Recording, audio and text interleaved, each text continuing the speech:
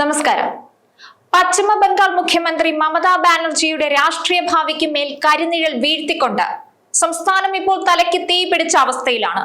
2026 നിയമസഭാ തെരഞ്ഞെടുപ്പിന് മുൻപ് നടപ്പാക്കുന്ന സ്പെഷ്യൽ ഇന്റൻസീവ് റിവിഷൻ അഥവാ SIR എന്ന വോട്ടർ പട്ടിക ശുദ്ധീകരണമാണ് മമതയുടെ ഉറക്കം കെടുത്തുന്നത്.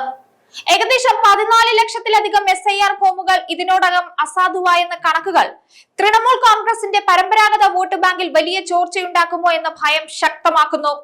ബംഗ്ലാദേശികളെ തുരത്താനാണ് SIR ലക്ഷ്യമിടുന്നതെങ്കിൽ അത് നടക്കില്ല എന്ന് മമത പരസ്യമായി പ്രഖ്യാപിക്കുമ്പോൾ അനധികൃത കുടിയേറ്റക്കാരുടെ അതിർത്തി കടന്നുള്ള തിരിച്ചുപോക്ക് പ്രതിസന്ധിയുടെ ആഴം വർദ്ധിപ്പിക്കുകയാണ്.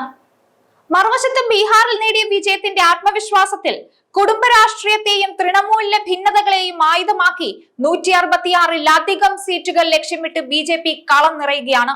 വോട്ടർ പട്ടികയിലെ മാറ്റങ്ങളും വർദ്ധിച്ചു വരുന്ന രാഷ്ട്രീയ ചേരിതിരിവും ബംഗാളിലെ രാഷ്ട്രീയ ചിത്രം തന്നെ മാറ്റിമറിക്കാൻ ശേഷിയുള്ള ഒരു തിരഞ്ഞെടുപ്പ് അഗ്നിപരീക്ഷയായി മാറിക്കഴിഞ്ഞിരിക്കുന്നു. പശ്ചിമ ബംഗാളിലെ ഏകദേശം 14 ലക്ഷം SIR ഫോമുകൾ ഇതുവരെ അസാധുവായി. ഇതുവരെ ലഭ്യമായ കണക്കുകൾ പ്രകാരമാണിത്.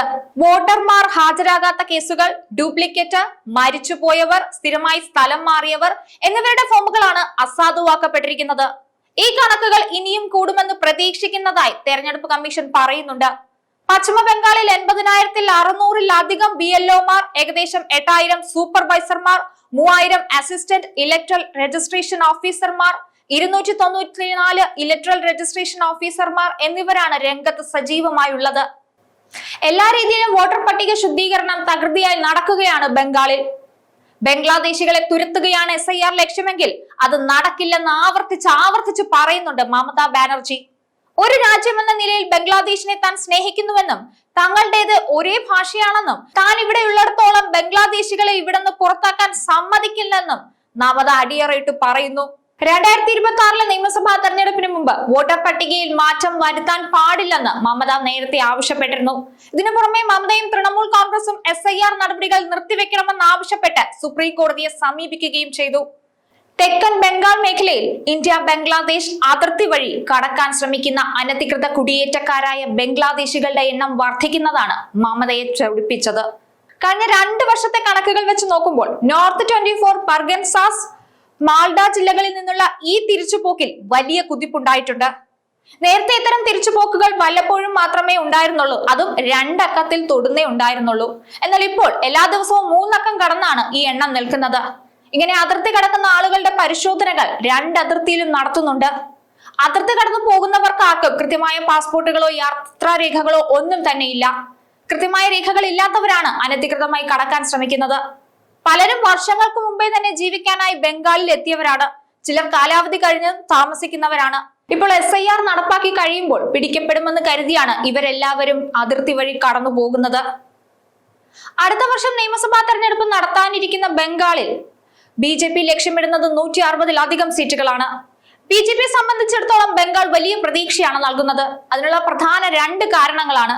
ഒന്ന്, 2021 തെരഞ്ഞെടുപ്പ് ഫലം. 2021 സംസ്ഥാന തെരഞ്ഞെടുപ്പിൽ BJP 77 സീറ്റുകളും 38% വോട്ടുമാണ് ബംഗാളിൽ നേടിയത്. തൃണമൂലിന്റെ വോട്ട് വിഹിതമാകട്ടെ 48%. അതായത് 10% വോട്ടുകളുടെ വ്യത്യാസം മാത്രമാണ് തൃണമൂലും BJPയും തമ്മിൽ അന്നുണ്ടായിരുന്നത്. മികച്ച മുന്നേറ്റം നടത്തിയാൽ ബംഗാളിൽ ഭരണമാറ്റം സംഭവിക്കുമെന്ന് തന്നെയാണ് BJP ഉറച്ചു വിശ്വസിക്കുന്നത്. 294 അംഗ നിയമസഭയിൽ 224 തൃണമൂലിന്റെ അംഗബലം. ഇനി മറ്റൊരു പ്രധാന കാരണം, ബംഗാളിൽ BJPക്ക് പ്രതീക്ഷ നൽകുന്ന മറ്റൊരു പ്രധാന കാരണം ബീഹാറിൽ BJPക്ക് ഉണ്ടായ വിജയം തന്നെയാണ്. ബീഹാർ BJPക്ക് നൽകിയത് ചില്ലറ ആത്മവിശ്വാസമൊന്നുമല്ല. ഇതിനു പുറമെ BJPയുടെ മുതിർന്ന നേതാക്കൾ മമതയെ പൂട്ടാനും തൃണമൂൽ കോൺഗ്രസിനെ വീഴ്ത്താനും ചില തന്ത്രങ്ങൾ മെനയുന്നുണ്ട്. തൃണമൂലിന്റെ ചില നേതാക്കളെ BJP ലക്ഷ്യം വെക്കുന്നു. തൃണമൂൽ നേതൃത്വത്തിനെതിരെ അതിർത്തി പ്രകടിപ്പിക്കുന്ന നേതാക്കളെയാണ് BJP ലക്ഷ്യം വെക്കുന്നത്. പ്രത്യേകിച്ച് മമതയുടെ അനന്തരവൻ അഭിഷേക് ബാനർജിയുടെ നേതൃത്വത്തെ ചോദ്യം ചെയ്യുന്നവരെ മിഷൻ ബംഗാളിന്റെ ഭാഗമായി BJP ഉന്നം വെക്കുന്നു. 2021 അഭിഷേക് ബാനർജിയുമായുള്ള തർക്കത്തെ തുടർന്നാണ് ഒരു കാലത്ത് മമതയുടെ വിശ്വസ്തനായ സുവേന്ദു അധികാരി കളം മാറ്റി ചവിട്ടിയത്. മമതാ ബാനർജിയുടെ വലം കൈയായിരുന്ന സുവേന്ദു അധികാരി നന്ദിഗ്രാം മണ്ഡലത്തിൽ മമതയെ തന്നെ BJP ടിക്കറ്റിൽ പരാജയപ്പെടുത്തിയിരുന്നു. അതായത് മമതയ്ക്കും തൃണമൂൽ കോൺഗ്രസിനും എതിരെ നിൽക്കുന്നവരെ അടർത്തിയെടുത്ത് BJPയിലേക്ക് കൊണ്ടുപോവുകയാണ് ലക്ഷ്യമെന്ന് ചുരുക്കം. കോൺഗ്രസിനെതിരെ മുൻപ് പയറ്റിയ കുടുംബ രാഷ്ട്രീയം മമതയ്ക്കെതിരെ പ്രചാരണ ആയുധമാക്കാനാണ് BJP നീക്കം. മമതാ ബാനർജി തന്റെ അനന്തരവനെ ഭാവി മുഖ്യമന്ത്രിയായി വോട്ടർമാരുടെ മേൽ അടിച്ചേൽപ്പിക്കുന്നുവെന്ന് BJP പ്രചാരണം തുടങ്ങിക്കഴിഞ്ഞു. നിയമസഭാ തെരഞ്ഞെടുപ്പിന് മാസങ്ങൾ മാത്രം ബാക്കി നിൽക്കെ ബംഗാളിലെ രാഷ്ട്രീയ പോരാട്ടം വെറും പ്രകടന പത്രികകളിൽ ഒതുങ്ങുന്നതല്ല. SIR എന്ന വോട്ടർ പട്ടിക ശുദ്ധീകരണത്തിലൂടെയും അനധികൃത കുടിയേറ്റക്കാരുടെ ഒഴുക്കിലൂടെയും ഉടലെടുത്ത ജനസംഖ്യാപരമായ പ്രതിസന്ധിയാണ് ഇപ്പോൾ മുന്നണി വിഷയമാക്കിയിരിക്കുന്നത്.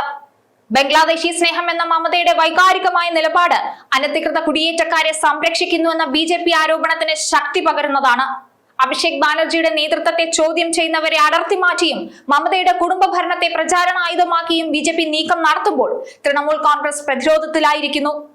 ചുരുക്കത്തിൽ ബംഗാളിന്റെ രാഷ്ട്രീയ ഭാവി തീരുമാനിക്കപ്പെടുന്നത് ഏതെങ്കിലും ഒരു രാഷ്ട്രീയ പാർട്ടിയുടെ അംഗബലത്തിലല്ല, മറിച്ച് പൗരാവകാശങ്ങളും ദേശീയ സുരക്ഷാ ആശങ്കകളും തമ്മിലുള്ള അതിലോലമായ സന്തുലനം മമതാ ബാനർജിക്ക് എത്രത്തോളം കൈകാര്യം ചെയ്യാൻ കഴിയുമെന്നതിനെ ആശ്രയിച്ചിരിക്കും. ബംഗാൾ രാഷ്ട്രീയം അതിന്റെ ചരിത്രത്തിലെ ഏറ്റവും വലിയ വഴിത്തിരിവിലേക്ക് നീങ്ങുകയാണ്. ന്യൂസ് ഡെസ്ക് ഈനാട് മലയാളം.